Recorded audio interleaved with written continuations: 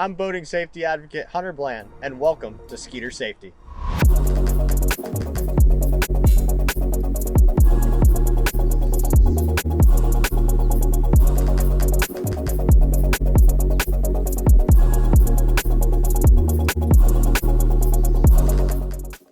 Today's episode, I wanted to discuss with you about selecting the right PFD.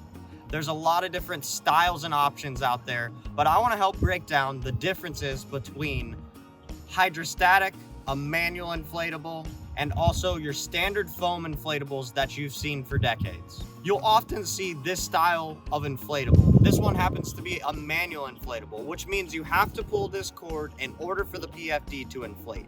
There's basically a little pill in here, and that will enable this entire PFD to inflate and then give you the buoyancy to tread water at that point. The one I choose to wear is a hydrostatic inflatable, which means that water pressure activates this PFD, causes it to inflate, and it will actually roll you over so that you're higher in the water column and your head is out of the water, enabling you to swim a little bit more effectively.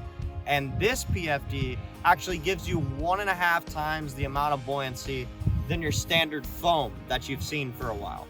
There's nothing wrong with your standard foam, and this is a safe option because you don't have to rely on anything to inflate.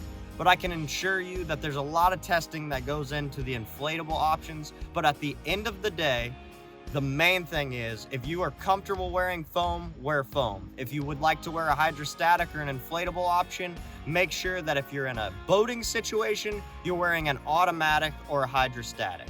If you're in a kayak or a paddleboard or anything like that, that you're confident that you could pull that cord on the PFD, you could look into utilizing a manual style PFD.